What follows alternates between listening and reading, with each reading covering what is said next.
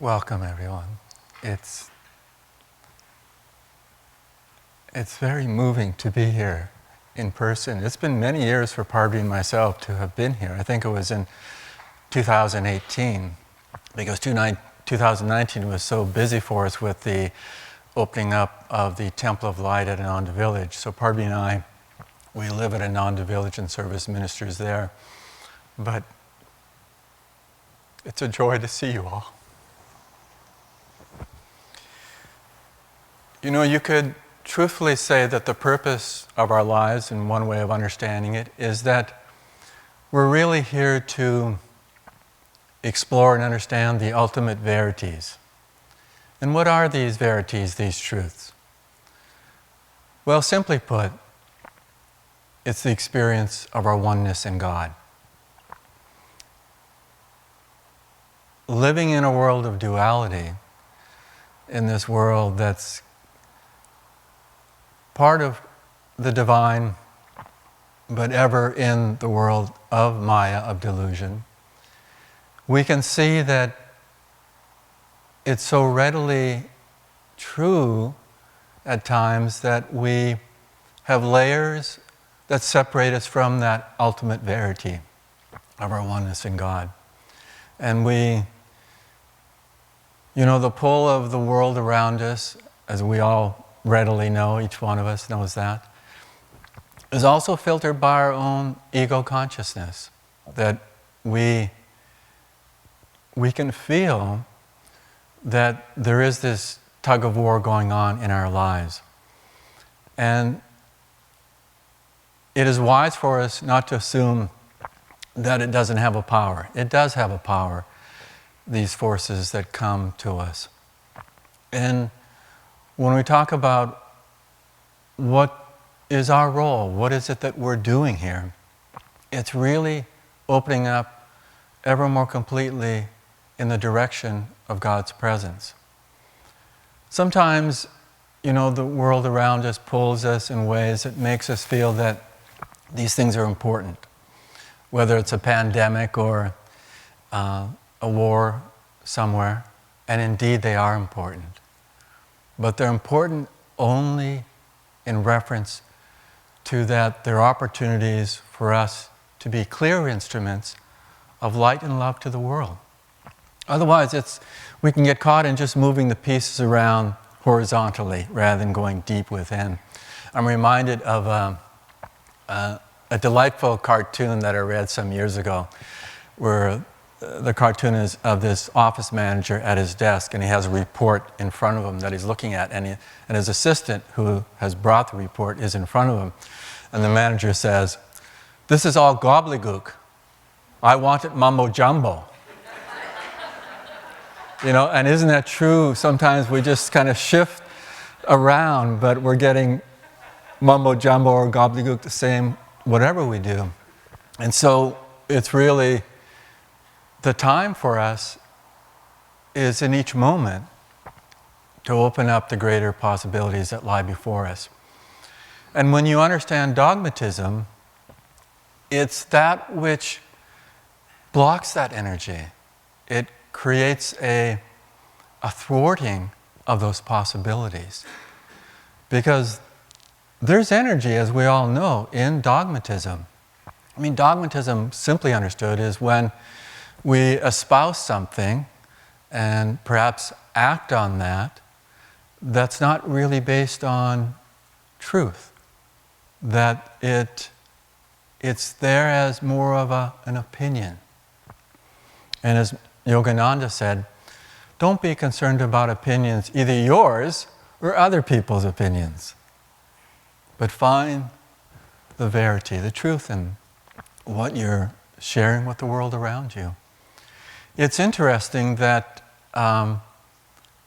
Yogananda, in one of his transcribed talks, that he emphasizes this interesting part of how we should live our lives. And it isn't one that, when I first read it, I would have naturally tuned into. But he talks about doubt. We all know what doubt is. It's a real experience for us. But he said, without the appropriate doubt, it's difficult for us to grow spiritually. And then he clarified that. He said, the doubt that many people have is negative and counterproductive. That it's just saying no to things. It's just reacting, refuting things. And we really just, in that way, become dogmatic. But he said, it's not only an okay thing to do, but an important part of our spiritual life to have constructive doubt. To open up to possibilities, but we may not be sure of those possibilities. I mean, haven't we all experienced that? Especially on the spiritual path. There are subtleties that at times, personally as an experience, we may not be there yet. And yet, constructive doubt isn't saying no to it, it's saying, let's explore, let's try to understand. You know, when you read the writings of Mahatma Gandhi, you know, he talked about experiments in truth. Isn't that interesting? That for someone seeking really what life is about, to do it with experiments in truth throughout our life. And the idea of being a yogi scientist is a wonderful idea. That we're using the idea of exploration that science has. If you think about science in a simplistic way, that a scientist has an understanding, and then he explores that, and he sets out perhaps an hypothesis, kind of a sense of where are we going with this, or what seems likely to be there in that experience. And for astronomers, I read one time that because of the vastness of the universe, they have to choose where they're focusing, you know, where the Hubble telescope is tuning into, or whatever other way, you know, that, and so they're hypothesizing, oh, if we look in this quadrant, in this little minuscule part of that, there's background noise coming to us from the Hubble telescope or whatever it is. And so they tune in, they hypothesize, this may produce some results that we're trying to tune into scientifically. And then the yogi part of that, being a yogi scientist, is that we want to feel that we're already at the center of that experiment, the center of that hypothesis, the center of life itself. Life is center everywhere, circumference nowhere. And we can explore that. And that idea of exploring is vital to all of us until we reach the stage of being a jivan mukta, where we really have that oneness in the divine. And so that endeavor is a direction of focus, is a direction of adding our energy with divine energy. It's interesting that if we pay attention, if we're more conscious, if we try to feel that we're aligning ourselves, a lot of things can happen that our conscious minds perhaps wouldn't even be pondering or expecting or aware of. I remember I took a seclusion in November up at the guest house at Crystal Hermitage at Ananda Village. And a couple days into the week-long seclusion, I was sitting just comfortably, relaxing, just tuning in, just being receptive is probably the best way I could describe it. I wasn't focused on techniques of meditation or anything. I was just trying to open up and be receptive, but be alive in that. And what started to happen, which somewhat surprised me, because usually in meditation I bring my harmonium and I spend a lot of time chanting Master's chants and Swamiji's chants. But in this time period, this afternoon, a few days into seclusion, it was like this wave came to me, and I started the chanting just a cappella, just my voice. And it kind of, as I said, surprised me. It wasn't what I intended to do when I sat down, but I could feel the sweetness of just that, because I love the harmonium. I think a lot of us who play chants, we love the harmonium. It just feels like it's nurturing a resonance with a deeper power, a deeper magnetism. But here I was, without that harmonium, without any instrumentation. And I could feel just that direct touch. It was like feeling a wind come, when it's been still. And suddenly it's not a strong wind, but you know what it's like? You're sitting maybe somewhere outside, and this soft breeze just comes and envelops you. It was that kind of similar experience. I felt enveloped in this touch that was happening. And then part of me started to say, but a harmonium's better. You know how it is, the mind wants to come out and give its voiced opinion. And I thought, it doesn't matter. This is the experience. This is what I'm tuning into. And I could feel that in that opening up, that it was an example. It was like, in and of itself, it was quite a blessing. But I could feel also it was like opening a doorway beyond the specifics of what was happening, of just chanting a cappella.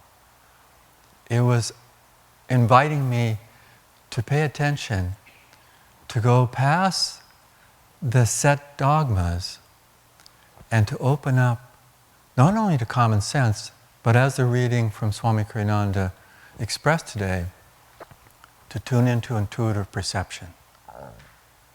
That combination of common sense for us, that we're grounded.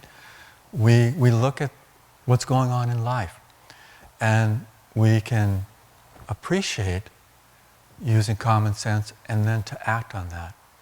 But as we weave in that openness on a deeper level of intuitive perception, then it's like it creates that fullness of magnetism.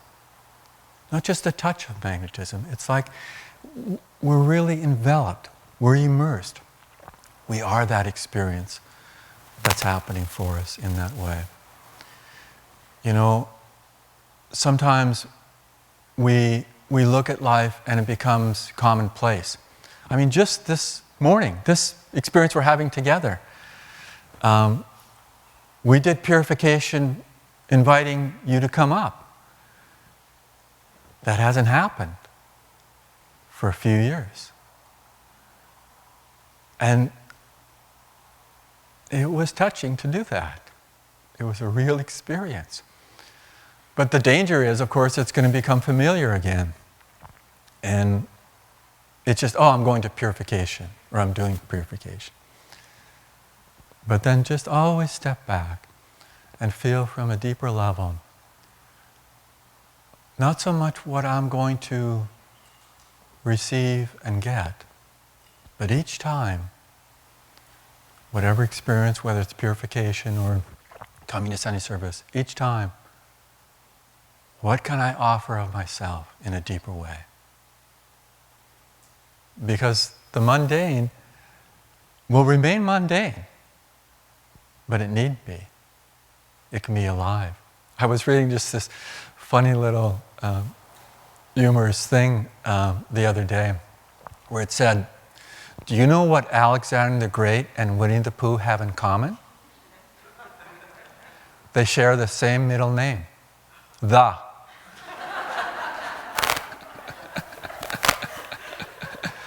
It's just a curious way of opening up to something that, because we all appreciate the humor in that, but it's a mundane thing in a sense.